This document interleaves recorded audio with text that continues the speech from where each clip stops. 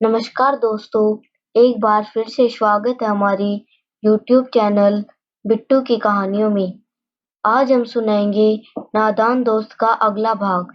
पूरी कहानी देखने के लिए अंत तक बने रहें।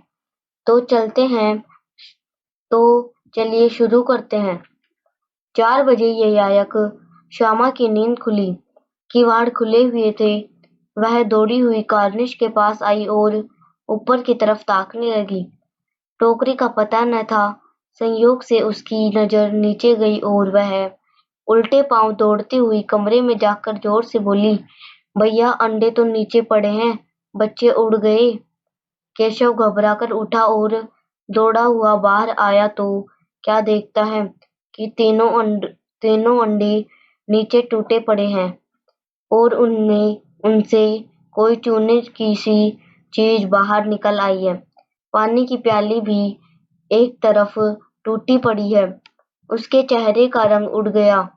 सहमी हुई आंखों से जमीन की तरफ देखने लगा। श्यामा ने पूछा, बच्चे कहाँ उड़ गए भैया? केशव ने करुण स्वर से कहा, अंडे तो फूट गए। फिर श्यामा ने कहा, और बच्चे कहाँ गए? केशव, तेरे सर में देखती नहीं है? अंडों में से उजला उजला पानी निकल आया है। वही तो 2-4 दिनों में बच्चे बन जाते। माँ ने सोटी हाथ में लिए हुए पूछा, तुम दोनों वहां धूप में क्या कर रहे हो? श्यामा ने कहा, अम्मा जी चिड़िया के अंडे टूटे पड़े हैं। माँ ने आकर टूटे हुए अंडों को देखा और गुस्से से बोली, तुम लोगों ने अंडों को छुआ होगा। अब तो श्यामा को भैया पर जरा भी तरस न आया।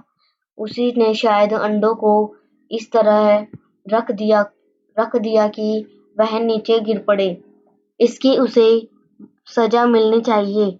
बोली, इन्होंने अंडों को छेड़ा था अम्मा जी। माँ ने केशव से पूछा, क्यों रे? केशव भीगी बिल्ली बन खड़ा रहा। माँ तू वहां पहुंचा कैसे?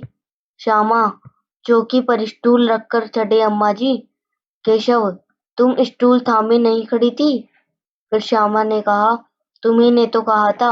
माँ तू इतना बड़ा हुआ, तुझे अभी इतना भी नहीं मालूम कि छूने से चिड़िया के अंडे गंदे हो जाते हैं। चिड़िया फिर उन्हें नहीं सहती। श्यामा ने डरते डरते पूछा, तो क्या चिड़िया ने अंडे गिरा दिए हैं अम्मा जी? माँ, और क्या करती? केशव के सिर इसका पाप पड़ेगा। हाय हाय, 3 जाने ले ली दुष्ट ने। केशव रोनी सूरत बनाकर बोला, मैंने तो सिर्फ अंडों को गद्दी पर रख दिया था अम्मा जी। केशव माँ को हंसी आ गई, मगर केशव को कई दिनों तक अपनी गलती पर अफसोस होता रहा। अंडों की हिफाजत करने के जोग में उसने उनका सत्यानाश कर डाला। इसे याद कर वह कभी कभी रो पड़ता था। दोनों चिड़िया वहां फिर न दिखाई दी। तो ये थी हमारी कहानी नादान दोस्त, जिसमें हमने सीखा कि बच्चों में भी हर जीव के प्रति दया भाव और मासूमियत के साथ परवरिश करने के भाव होते हैं, चाहे उनको अपनी माँ से मार ही क्यों ना खानी पड़े। तो आज के लिए इतना ही। अब मिलते हैं अगली एक और मनोरंजक कहानी के साथ। कैसी लगी हमारी कहानी कृपया कमेंट बॉक्स में बताएं। अगर आप चैनल पर नए हो तो लाइक एंड सब्सक्राइब करना ना भूलें। धन्यवाद।